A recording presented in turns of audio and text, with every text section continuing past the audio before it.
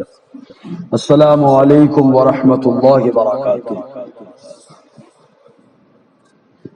اس سے پہلے کئی سالوں تک الحمدللہ آمنہ شفیع میں درس قرآن کی بہاریں رہی، اور انشاءاللہ آج سے پھر اس کا آغاز ہوتا ہے۔ آپ اگر ساتھ دیں گے تو سلسلہ دراز رہے گا، ساتھ دیں گے انشاءاللہ۔ ہاں، کوشش یہ کریں کہ آپ بھی آئیں اور ساتھ میں ایک مرد قلندر کو لے کے آئیں جی، اور زیادہ درس لمبا نہیں چلے گا، بہت زیادہ 35 منٹ۔ اور اللہ تعالیٰ کو قربانی پسند ہے، جو کرے۔ اللہ تعالیٰ نے قرآن میں یہی فرمایا، لن تنالوا البر حتی تنفقوا مما تحبون۔ بر ایسی نیکی کو کہتے ہیں جو اللہ تعالیٰ کی بارگاہ میں قبول ہو۔ نیکیاں تو بہت ہیں، ہر آدمی اپنے حساب سے کرتا ہے، لیکن اللہ کی بارگاہ میں قبول ہو جائے وہ نیکی کمال ہے۔ تو اللہ تعالیٰ فرماتا ہے ایسی نیکی کب ملے گی جب تم اپنی سب سے زیادہ محبوب اور پسندیدہ چیز کو اللہ کی راہ میں خرچ کرو۔ جیسے ہی محبوب چیز کو خرچ کرو گے اللہ تعالیٰ مقبول نیکی عطا فرمائے گا۔ اب آج کے دور میں کیا ہے بھائی، ہمارے لیے تو وقت بڑا پیارا ہے نا، کیونکہ ہم کو ہوٹل بھی بیٹھنا ہے، گھر میں بھی باتیں کرنی ہے، اس لیے وقت بڑا پیارا ہے۔ تو وقت کی قربانی اگر دیتا ہے انسان تو اللہ نے فرمایا مقبول نیکی کا ثواب رب عطا فرمائے۔ اور پھر مسجد میں بیٹھنا بھی عبادت ہے، اور جنت کی کیاری میں ہم لوگ دعا کرتے ہیں، اللہ جنت کی کیاری میں ہم کو بیٹھنے کا موقع، 2 رکعت پڑھنے کا موقع عطا فرما۔ تو جو مسجدیں ہیں وہ صلی اللہ علیہ وسلم نے فرمایا جنت کی کیاریاں ہی ہیں۔ اب جنت کی کیاری میں بیٹھیں تو کیا ہے، ماشاءاللہ آپ قربانی دیں 35 منٹ زیادہ زیادہ، بس آپ قربانی دیں گے انشاءاللہ ہم بھی آتے رہیں گے، نماز پڑھا کے تیزی میں سنت وغیرہ پڑھ کے بھاگ کے آئیں گے اور آپ کی زیارت کریں گے، درس قرآن کا ماحول ہوگا۔ اللہ تعالیٰ آپ سب کی حاضری کو قبول فرمائے، آپ کے صدقے مجھے خدمت دین کا مزید موقع عطا فرمائے۔ جی، اتنے سالوں چلا، تقریباً پہلا پارہ ہو گیا تھا، لیکن اب ابتدا سے کرنا ہے۔ ایک بار اور درود پاک پڑھ لیں، صلی اللہ علیہ وآلہ صلی اللہ علیہ وسلم، صلاۃ و سلام علیک یا سیدی یا رسول اللہ صلی اللہ تعالی علیہ وسلم۔ قرآن مقدس کا پہلا سورہ، اول سورت، اس کو سورہ فاتحہ کہتے ہیں۔ سورہ فاتحہ اس کی بڑی فضیلت ہے۔ اس کی فضیلت میں بس خالی بخاری کی ایک حدیث بتاؤں۔ حضرت ابو سعید خدری رضی اللہ تعالی عنہ بیان فرماتے ہیں، بخاری شریف کے اندر آیا کہ صحابہ کرام کی ایک جماعت ایک جنگ میں تشریف لے گئی۔ جنگ میں گئے، وہاں پر ایک گاؤں اور ایک کھیڑا ملا۔ صحابہ کرام نے ان گاؤں والوں سے کہا تم لوگ ہم کو اپنا مہمان بنا لو، کیونکہ ہم مسافر ہیں، مہمان بنا لو۔ ان لوگوں نے صاف انکار کر دیا، ہم نہیں بنائیں گے، اپنے اپنے نصیب کی بات ہے، نہیں بنایا انہوں نے۔ ہم تو دعا کرتے ہیں اللہ کم سے کم خواب میں ہی انہیں مہمان بنانے کا موقع عطا فرما دے، کم سے کم ہماری آنکھیں مہمان بنا لیں۔ ان صحابہ میں سے کسی ایک فرد کامل فرد قلندر کی زیارت ہو جائے جن آنکھوں نے مصطفیٰ کا جلوہ دیکھا ہے، کیونکہ حضور نے فرمایا جس نے مجھے دیکھا یا مجھے دیکھنے والے کو دیکھا اللہ اس پر جہنم کی آگ کو حرام فرما دیتا ہے۔ جس مسلمان نے دیکھا انہیں ایک نظر، اس نظر کی بصارت پہ لاکھوں سلام۔ تو ان لوگوں نے انکار کر دیا، اور جب ان لوگوں نے انکار کیا تو صحابہ کرام بازو میں ہی خیمہ لگا کے، خیمہ جانتے ہیں نا، ہاں بمبو وغیرہ لگا کے، کپڑا لگا کے، خیمہ لگا کے صحابہ کرام ٹھہر گئے۔ اور اس گاؤں کا ایک مکھیا تھا جس کو چودھری کہا جاتا ہے، ذمہ دار، مجھے سرپنچ ہے نا، سرپنچ، اس کا اکلوتا لڑکا تالاب میں نہا رہا تھا، اس کو سانپ نے کاٹ لیا۔ سانپ کا کاٹنا، زہر کا چڑھنا، ٹینشن۔ اب چودھری اور سرپنچ کا لڑکا ہو بھی اکلوتا تو وہ سارے جتن کر دیتا ہے، لیکن رب کو بھی معلوم ہے کہ جو میرے صحابہ کو مہمان نہ بنا، میرے محبوب کے صحابہ کو مہمان نہیں بناتا تو ان کو صحابہ کی بارگاہ میں ہی بھیجا جاتا ہے، صحابہ کی بارگاہ میں بھیجا جاتا ہے۔ چاروں طرف سے کوششیں کر کے وہ ہار گیا، بیٹے کو گود میں اٹھائے ہوئے صحابہ کی بارگاہ میں آ گیا۔ اور جب آیا تو آنے کے بعد کہتا میرے بچے کو سانپ نے کاٹا، ٹھیک کر دو. تو انہوں نے کہا ایک بکری کا ریوڑ لیں گے. بکری کا ریوڑ سمجھ رہے ہیں؟ ریوڑ لیں گے، اگر بکری کا ریوڑ تم دینے کے لیے تیار ہو تو ہم انشاءاللہ ان کو ٹھیک کر دیں گے. سبحان اللہ. ایک روایت میں کہا 40 بکریاں اگر تم لوگ دو گے تو ہم ان کو ٹھیک کر دیں گے، کیونکہ مہمان بنانے کے لیے کہا تھا، نہیں بنایا. تو ظاہر سی بات ہے مسافر ہیں، وہاں کی حاجتیں ہیں، ضرورت ہے. مسافر کا معاملہ تو ایسا ہے کہ اسے زکوٰۃ بھی دینا چاہیے. اگر ضرورت پڑ جائے تو وہ ضرورت کے مطابق زکوٰۃ دے سکتا ہے. تو حضرت ابو سعید خدری نے کہا اگر 40 بکریاں دو تو میں ٹھیک کرنے کے لیے تیار ہوں. اب وہ سرپنچ تھا، 40 بکریاں کیا، ایک لوتا لڑکا ساری زمین جائیداد بچے میں قربان کر دے. اس نے کہا میں دینے کے لیے تیار. حضرت ابو سعید خدری نے ہونٹ ہلائے، کچھ پڑھا، پڑھنے کے بعد دم کر دیا. بچہ آیا تھا، بے دم تھا، دم ہو گیا، اللہ نے دمدار بنا دیا، اللہ نے شفا عطا فرمایا. صحابہ کے دم میں اتنا دم ہے، ارے زور سے بولے یار. صحابہ کے دم میں اتنا دم ہے، انہی کے دم قدم سے ساری بہار ہے. تو صحابہ کو جو یہ مقام دیا اس مصطفیٰ کے دم میں کتنا دم ہوگا، کتنا دم ہوگا. ارے اس نام کی ہی برکت ہے کہ نام لے لو تو شہد میٹھا ہو جاتا ہے.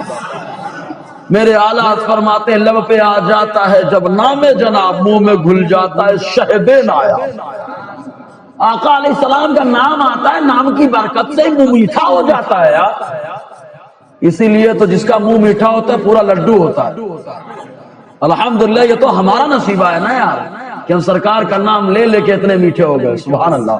مومن میٹھا ہوتا ہے، میٹھے کو پسند کرتا ہے. حدیث جی دم کیا، ٹھیک ہو گیا، 40 بکریاں دے دی. صحابہ میں اختلاف ہو گیا کہ بکری کھائی جائے نہ کھائی جائے. ابو سعید خدری نے کام کھائیں گے، اور اکثر صحابہ کھانے لگے. دھیرے دھیرے سب نے کھایا، بکری کچھ بچ گئی. مدینہ آئے، آقا کی بارگاہ میں معاملہ رکھا گیا. انہوں نے بکریاں لے لی ہیں. حضور صلی اللہ علیہ وسلم نے فرمایا اے ابو سعید خدری کیا پڑھے تھے؟ کیا حضور کو معلوم نہیں ہے؟ سب معلوم ہے، لیکن لوگوں کو بتانا ہے کہ ابو سعید خدری نے میرے پڑھا کیا ہے. کیا پڑھا؟ کہا ابو سعید خدری کیا پڑھے؟ کہا سرکار سورہ فاتحہ، جس کو ہم لوگ الحمد کہتے ہیں، وہ پڑھ کر دم کیا. کہا حضور نے فرمایا کیسے معلوم ہوا اس میں شفا؟ کہا سرکار آپ نے تو فرمایا اللہ تعالیٰ نے سورہ فاتحہ کے اندر ہر بیماری سے شفا عطا فرماتی ہے. ہر بیماری سے شفا ہے. ذرا دیکھیں، ہر بیماری سے شفا ہے. حضور نے یہ نہیں کہا کہ اٹیک کے لیے شفا نہیں ہے. حضور نے یہ نہیں فرمایا کہ پیرالائسس ہو جائے، فالج ہو جائے، شفا نہیں ہے.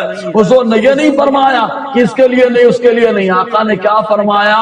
مطلق جتنی بیماریاں ہیں ہر بیماری کے اندر اللہ تعالیٰ نے سورہ فاتحہ کے اندر شفا عطا فرما دی. پھر اس کے بعد حضور نے فرمایا ابو سعید خدری تو اب بکری میں ہم رو حصہ لگائے.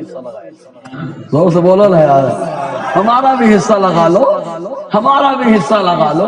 صحابی خوش ہو گئے. یہ ہے سورہ فاتحہ. سورہ فاتحہ کے بہت سارے نام، قاضی بیضاوی نے کئی نام گنائے. اس کا نام سورہ شافیہ بھی ہے، شفا دینے. سورہ شفا بھی ہے، سورہ کافیہ بھی ہے، سورہ ناجیہ بھی ہے، نجات دلانے والی. حضور صلی اللہ علیہ وسلم جلوہ افروز ہے. نسائی شریف کی حدیث پاک، حضرت جبرائیل موجود ہے. اتنے میں اچانک ایک دروازہ آسمان کا کھلا.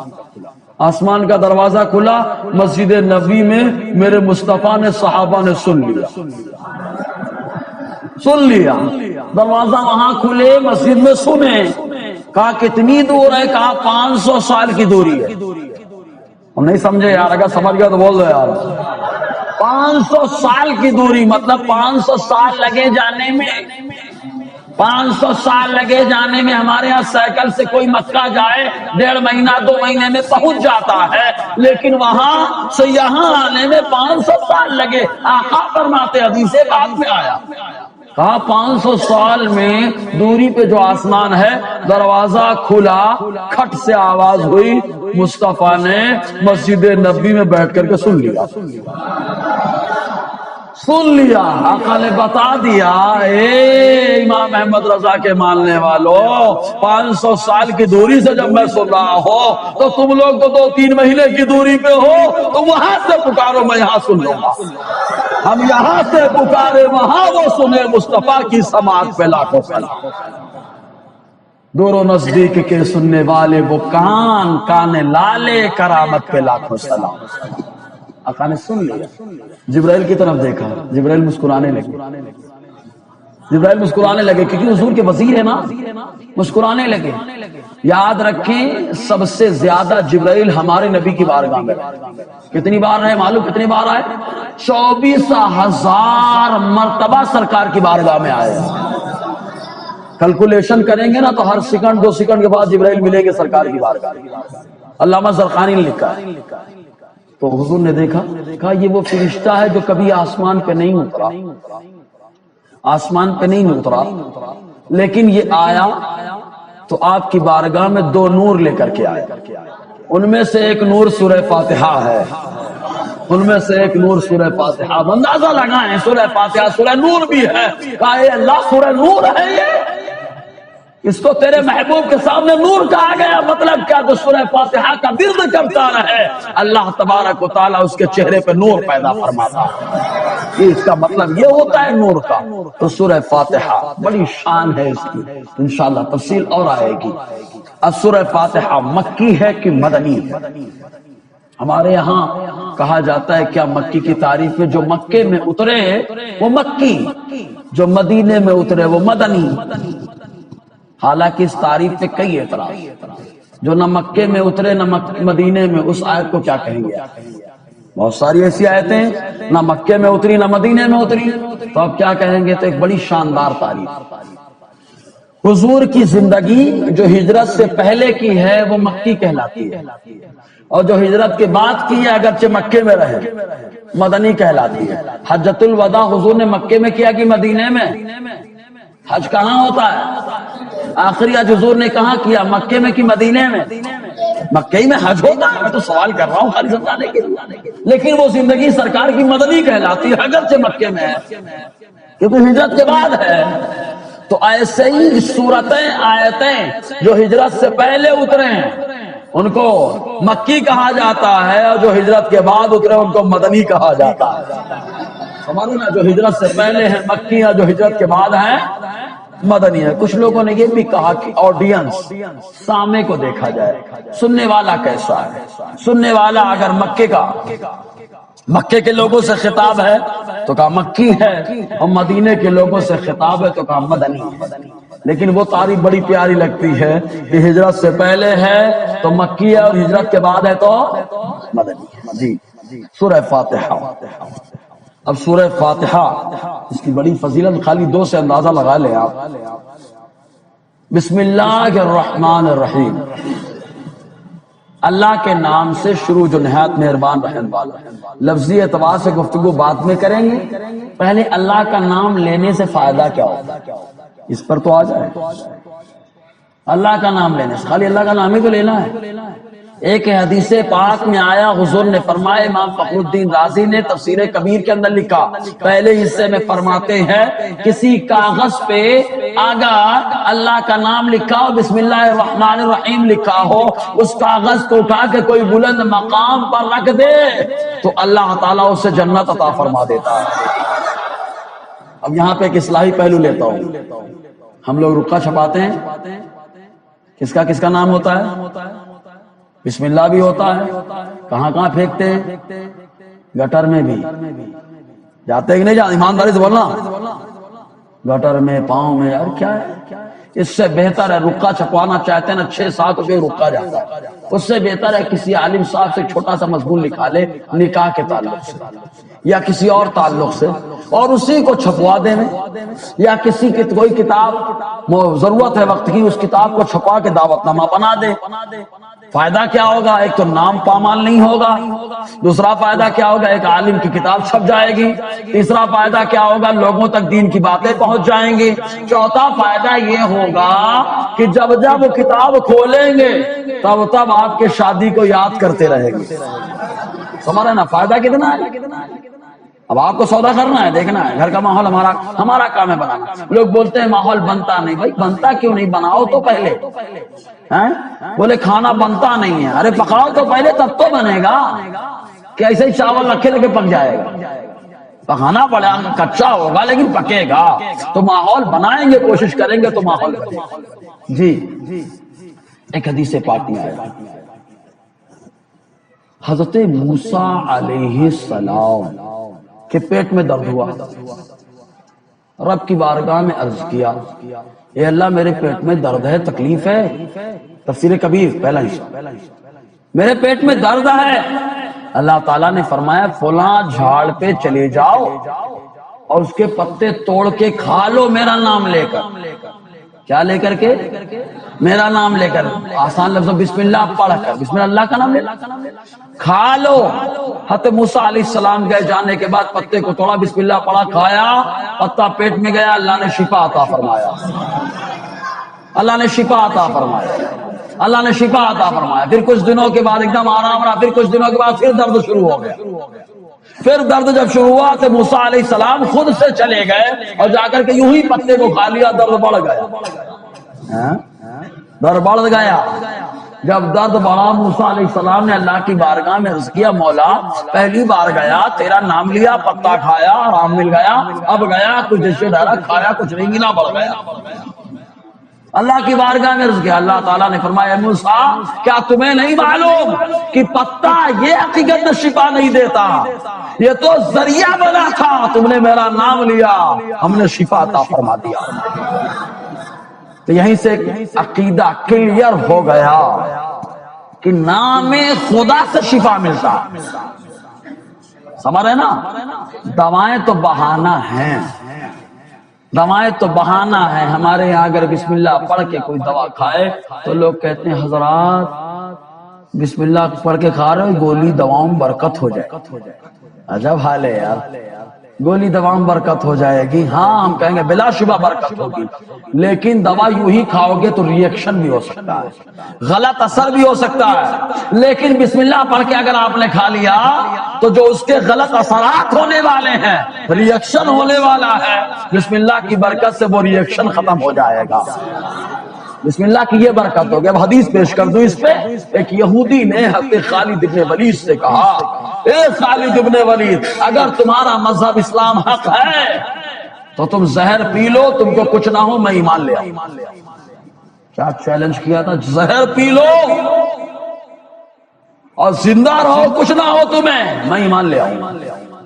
آج ہم سے کوئی کہہ دے ہم لوگ تو چھپے رہتے ہیں، نہیں امن امن امن، اسلام امن کا مذہب ہے، زہر کھانے کو نہیں بولتا ہے، زہر کھانے کو نہیں بولتا ہے۔ لیکن خالد ابن ولید کو معلوم ہے کہ میں اللہ کی تلوار، اللہ اپنی تلوار کی حفاظت کرنے والا ہے۔ حضرت خالد ابن ولید نے فرمایا لے کے آؤ، پیالہ پیش کیا گیا، زہر سے بھرا ہوا، بسم اللہ پڑھا، زہر کو پی گئے، کچھ اثر نہیں ہوا۔ یہودی نے دیکھا، دیکھنے کے بعد کلمہ پڑھ کے مشرف با اسلام ہوا تو کہتا ہے خالد کیا پڑھا تھا تم نے؟ کہا کچھ نہیں پڑھا تھا، اپنے مولا کا میں نے نام لے لیا تھا، اپنے مولا کا نام لیا، مولا نے زہر کے اثرات کو ختم فرما دیا، وہ تو میرے لیے شربت کا کام کر گیا۔ سمجھ رہے کہ نہیں؟ بسم اللہ کتنی برکت ہے۔ مسلمان خالی بسم اللہ پہ توجہ تو دے۔ اب ہمارے یہاں بولتے ہیں کہ حضرات میں فلاں کے ہاں گیا، اس نے تعویذ کھلا دی، فلاں کے یہاں گیا اس نے لونگ میں کھلا دیا، فلاں کے یہاں گیا حضرت اس نے یہ کھلا دیا، اس کا مطلب آپ نے بسم اللہ نہیں پڑھا۔ یہ تو کلیئر بات ہے، بسم اللہ نہیں پڑھا، ورنہ لاکھ وہ کھلانا چاہتا، ہاں بسم اللہ پڑھتے اللہ تبارک و تعالیٰ اس کے غلط اثرات کو وہیں پہ ختم فرما دیتا۔ بسم اللہ ہم نے نہیں پڑھا، ہماری خامی ہے نا کہ اس کی خامی ہے، ہمارا نا تو بسم اللہ پڑھ کے کھائیں اور آگے بڑھے۔ دیکھو بسم اللہ جو پڑھتا ہے، اللہ کا جو نام ہمیشہ لیتا ہے نا، تو اللہ اس کے سامان کی بھی حفاظت کرتا ہے، اللہ تعالیٰ اس کے سامان کی بھی حفاظت کرتا ہے۔ حضرت رابعہ بصریہ رحمت اللہ علیہا، معلوم ہے حضرت رابعہ کی شان کیا ہے کہ خانہ کعبہ ان کی زیارت کو چلا گیا۔ نہیں سمجھے؟ اگر سمجھ گئے تو بولو نا یار۔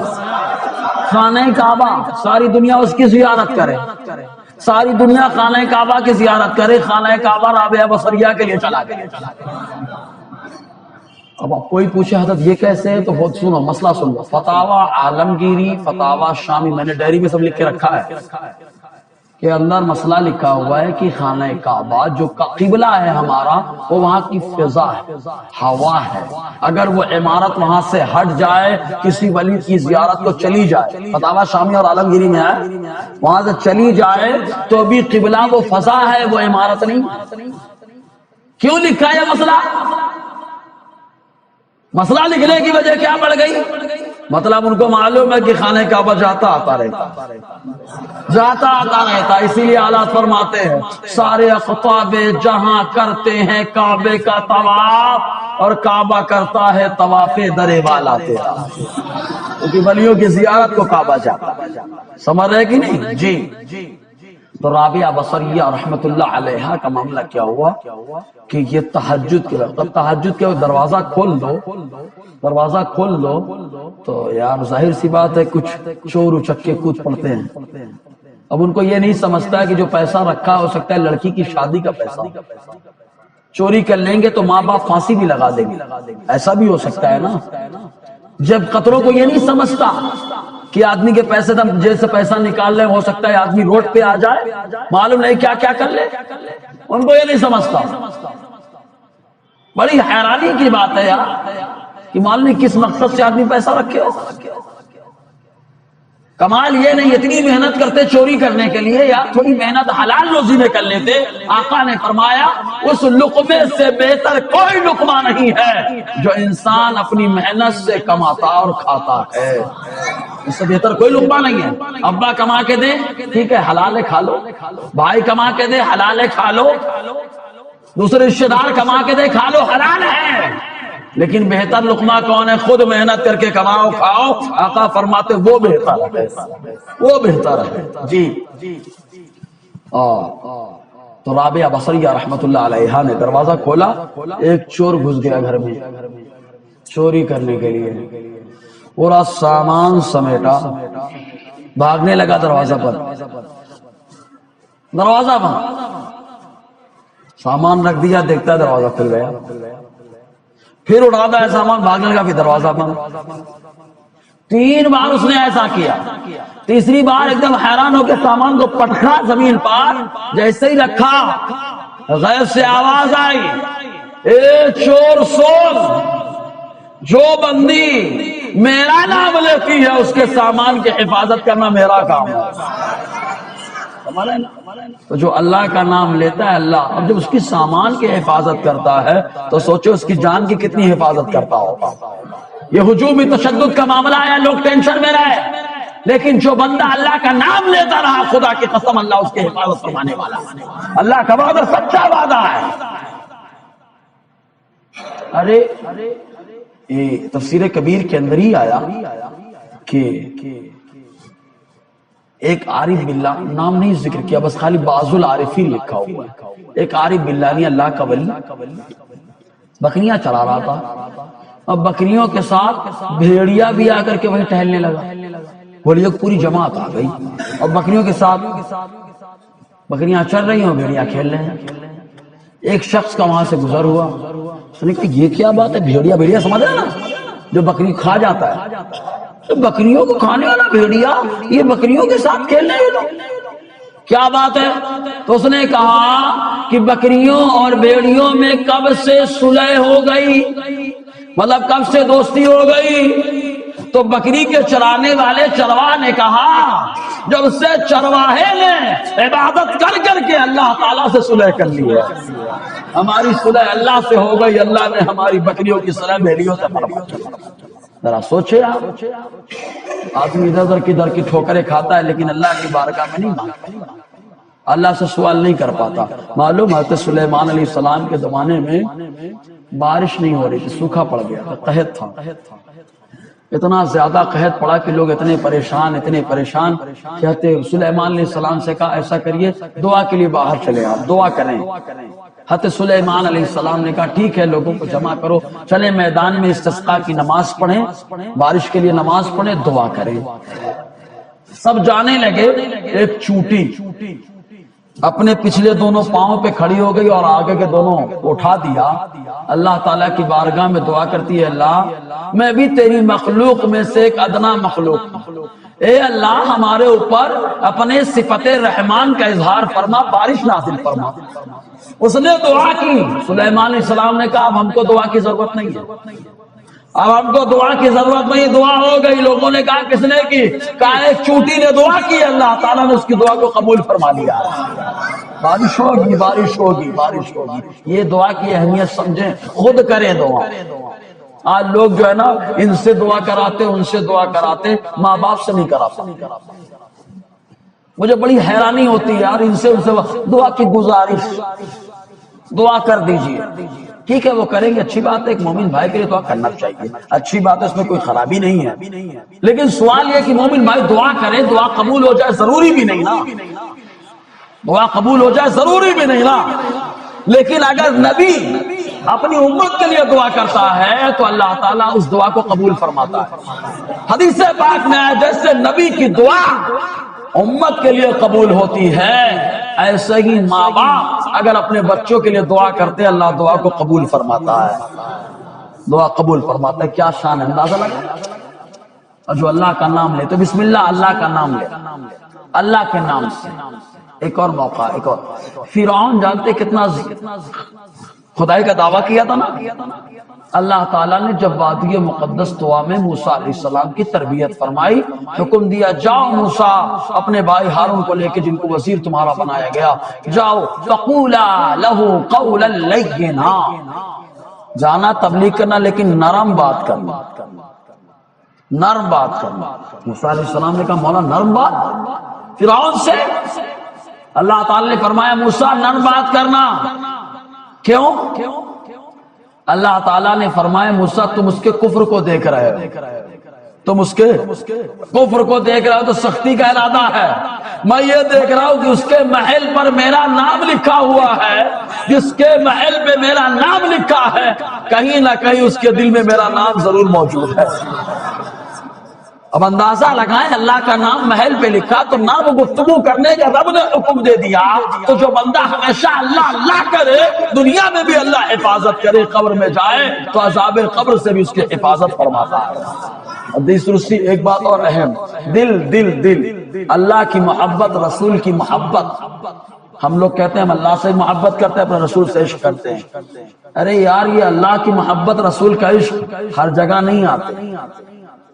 جس جگہ جاتے ہیں نا وہ جگہ بڑی افضل ہوتی ہے، گندی میلی کچیلی نہیں ہوتی. ہم اپنے دل کا محاسبہ کریں، آپ کینہ سے بھرا ہے، بغض سے بھرا ہے، جلن سے بھرا ہے، حسد سے بھرا ہے، محبت کے دعوے. اسی دل میں اللہ اس کے رسول کی محبت ہوتی ہے جو دل تمام خامیوں اور برائیوں سے پاک اور صاف ہوتا ہے. اسی لیے اللہ والے کو کوئی دشمن بھی نہیں ہوتا، کوئی دوست بھی نہیں ہوتا، کیونکہ وہ لو صرف اللہ سے لگاتے ہیں. تو اللہ کا نام بہت اہم ہوتا ہے. بہرحال 35 منٹ میں صرف 2 منٹ باقی ہے. انشاءاللہ اب بسم اللہ پہ کچھ باتیں ہوئی ہیں، انشاءاللہ اگلے ہفتے جو درس رہے گا اس میں مزید آگے گفتگو رہے گی. اللہ تعالیٰ کہنے سننے سے زیادہ ہم